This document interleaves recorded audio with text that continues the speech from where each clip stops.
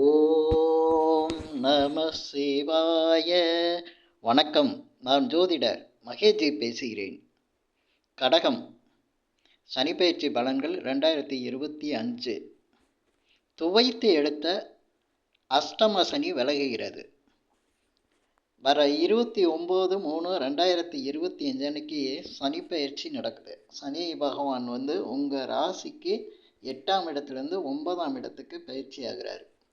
இந்த நிலையில் கடக ராசிக்கு எப்படி பலன்கள் அப்படிங்கிறத இந்த பதிவில் சொல்லியிருக்கேன்.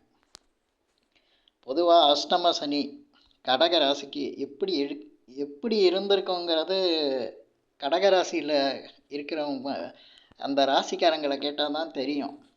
ஏன்னா இந்த கடகம் மிதுனம் நான் சொல்ல இந்த ராசி 2 ராசியில் இருக்கவங்களுக்கும் இந்த அஷ்டம சனி தான் மிகப்பெரிய அளவுக்கு பாதிப்பை கொடுக்குது. ஏன்னா இவங்க ராசிக்கு அஷ்டமாதிபதியாக வரக்கூடியவர் சனி பகவான். மிதுனத்துக்கும் 8ஆம் அதிபதியாக வருவார், கடகத்துக்கும் 8ஆம் அதிபதியாக வருவார். இதனால தான் இப்போ நம்ம கடகராசியை பற்றி பேசுகிறதுனால இந்த பதிவில் கடகராசியை பற்றி சொல்கிறேன். அதுலேயும் இந்த கடகராசியில் பூச நட்சத்திரத்தில் பிறந்திருந்தவங்கள நிலைமையை சொல்லவே வேணாம். ஊர் விட்டு போயிருக்கணும், நாடு விட்டு போயிருக்கணும், வேலை எப்படி பாதிச்சிருக்கோம், தொழில் எப்படி பாதிச்சிருக்கோங்கிறதெல்லாம் சொல்ல வேண்டியதே இல்லை.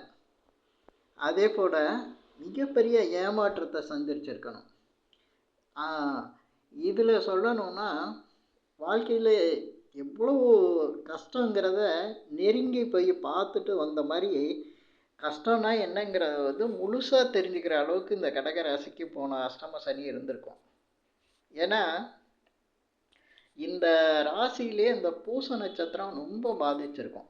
பூச நட்சத்திரத்தில் பார்த்திங்கன்னா அந்த அஷ்டமாதிபதியோட நட்சத்திரம், ராசிக்கு 8 கூடியவரோட நட்சத்திரம் சொல்லவே வேணாம். அதே போல் புனர் பூசம், அதே போல் ஆயில்யம், இந்த நட்சத்திரங்களும் பாதித்து தான் இருக்கும். இதெல்லாம் ஒவ்வொன்றும் ஒரு சில விஷயங்கள், அதாவது திசா புத்தி என்ன நடக்குதோ அதுக்கு தகுந்த மாதிரி உங்களுக்கு நடந்திருக்கும். ஏன்னா சனி பகவான் அஷ்டமத்திலேருந்து 10ஆம் இடத்தை பார்த்துட்டார்.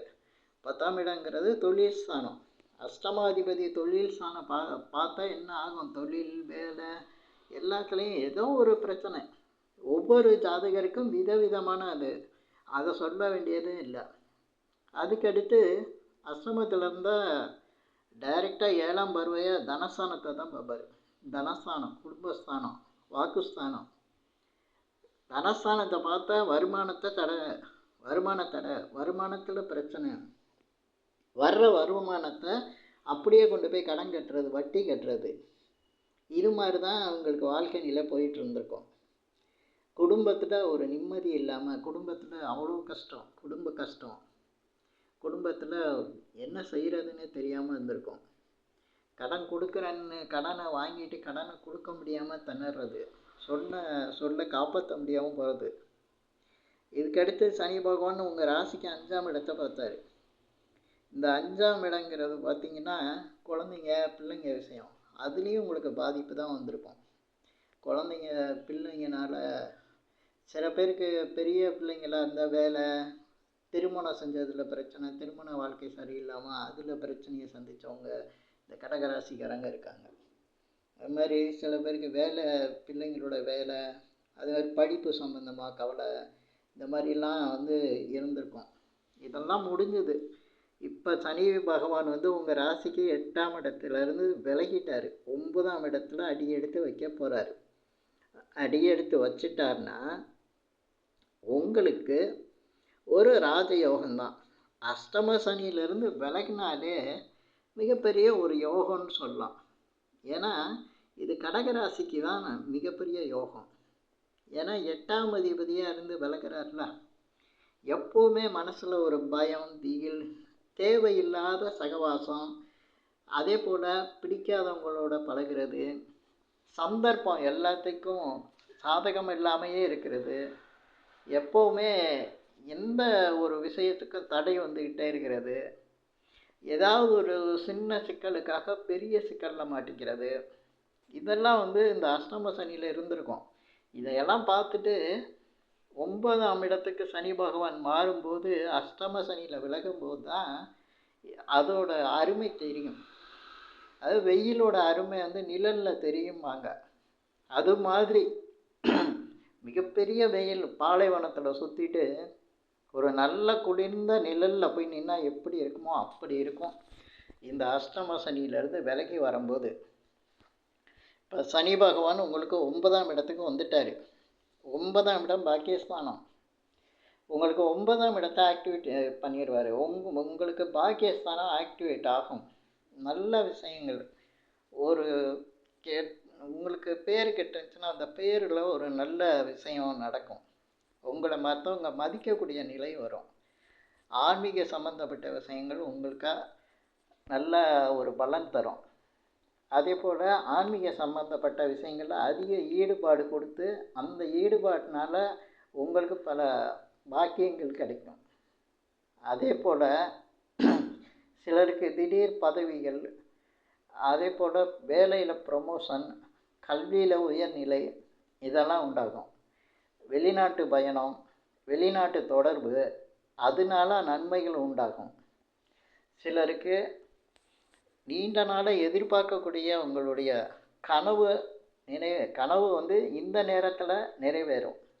உங்களுடைய விருப்பங்கள் வந்து எளிதில் பூர்த்தியாகும், தடைகள் விலகும்.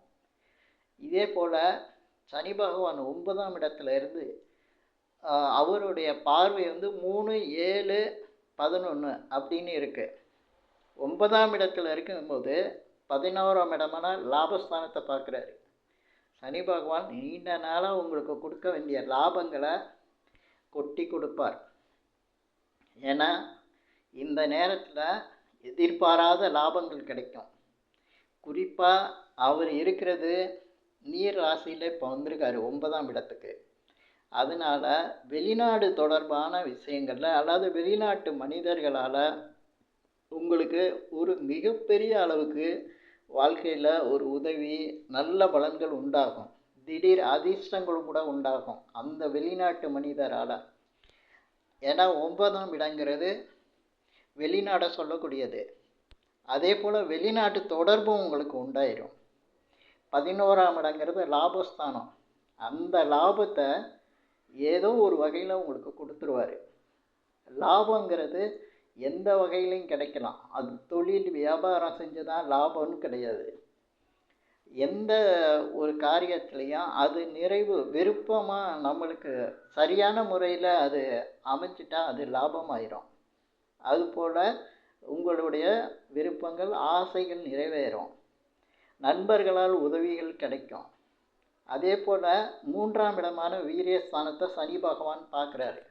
பொதுவாக கர்மகாரகரான சனி பகவான் 3ஆம் இடத்தை பார்க்குறாருன்னா அது முயற்சி ஸ்தானம், வெற்றி ஸ்தானம். அந்த கர்மகாரகன்னு சொல்லக்கூடியவர் தொழில்காரனாக நம்ம சனி பகவானை எடுத்துக்கணும். அந்த தொழில்காரகன் வந்து 3ஆம் இடத்தை பார்க்கும்போது நீங்கள் புதிய தொழில் ஆரம்பிக்கிறதுக்கோ இல்லை புதிய முயற்சிகள் ஏதாவது செய்கிறதுக்கோ நீங்கள் முயற்சி எடுப்பீங்க. அந்த முயற்சிகள் வெற்றியை கொடுக்கும். அதே போல் 3ஆம் இடங்கிறது உங்களுக்கு ஒரு சாதகமான ஸ்தானம். பொதுவாக இந்த கடக ராசிக்கு வந்து 3ஆம் இடங்கிறது கன்னி ராசி. அது வந்து ஒரு நில ராசி. அந்த ராசி வந்து புதனோட வீடு. பொதுவாக உங்களுக்கு இந்த புதனோட வீடு, புதன் சம்பந்தப்பட்ட விஷயங்கள், அதாவது உங்களுக்கு எழுத்து, அதே போல் கல்வி சம்பந்தப்பட்ட விஷயங்கள், கணக்கு வழக்கு, ஆசிரியர் தொழில், இந்த மாதிரி இருக்கவங்களுக்கு இந்த சனி பகவானோட பார்வை அந்த தொழிலில் ஒரு மிகப்பெரிய ஒரு வெற்றியை கொடுக்கும், நிறைய வளர்ச்சியையும் கொடுக்கும். இந்த 3ஆம் இடத்துல இருக்கக்கூடிய 3ஆம் இடத்தை பார்க்கக்கூடிய சனி பகவான் அந்த இடத்துல மிகப்பெரிய ஒரு வளர்ச்சியையும் அபரிதமான ஒரு நன்மையையும் அந்த இடத்துல செய்வார். இதுக்கடுத்து உங்கள் ராசிக்கு 6ஆம் இடத்தை சனி பகவான் பார்க்குறாரு. இந்த 6ஆம் இடத்தை பார்க்குறது மிகப்பெரிய விசேஷம். ஏன்னா இந்த அஷ்டம சனியில் நீங்கள் பெரிய அளவுக்கு தேவையில்லாமல் ஏமாந்துருப்பீங்க. அதே போல் உங்களுக்கு பெரிய பண இழப்பு. ஒரு கடனுக்கு இன்னொரு கடன், வட்டி கட்டுறதுக்கே கடன் வாங்கி கொடுத்துருக்க மாதிரி இருந்திருக்கும். அந்த அளவுக்கு கஷ்டங்களை கொடுத்துருக்கோம். அந்த 6ஆம் இடத்தை சனி பகவான் பார்க்குறாரு. உங்களுக்கு ஒரு நல்ல தீர்வு கிடைக்கும். அந்த கடன் கொடுத்த பயத்திலேருந்து விலகிற மாதிரி உங்களுக்கு சந்தர்ப்பங்கள் அமையும். அதே போல் உடல் நலம் பாதிச்சிருக்கும். அஷ்டம சனி காலத்தில் 6ஆம் இடத்தை அந்த உடல்நலம் பாதிக்கப்பட்டவங்களுக்கு இப்போ அந்த சனி பகவான் 6ஆம் இடத்தை பார்க்கறதுனால உங்களுக்கு உடல் நலம் அதில் ஒரு பெரிய மாற்றத்தை கொடுத்து சரி பண்ணிடும். உடல் நலத்தில் இருக்க விரயங்கள் சரியாகும். அதே போல் வம்பு வழக்கு, கோர்ட்டு கேஸு இதுக்கெல்லாம் ஒரு முடிவு கட்டும். அதில் ஏற்கனவே கஷ்டப்பட்டுக்கிட்டு இருக்கவங்களுக்கு நல்ல ஒரு அமைப்பு. இந்த கடன், வம்பு வழக்கு இந்த மாதிரி ஏதோ ஒரு கேஸோ இல்லை அந்த வழக்குகள்லையோ வெற்றி கிடைக்கிற மாதிரி இருக்கும்.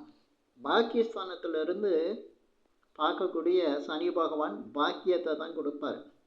ஏன்னா 9ஆம் இடத்துல இருக்கார்.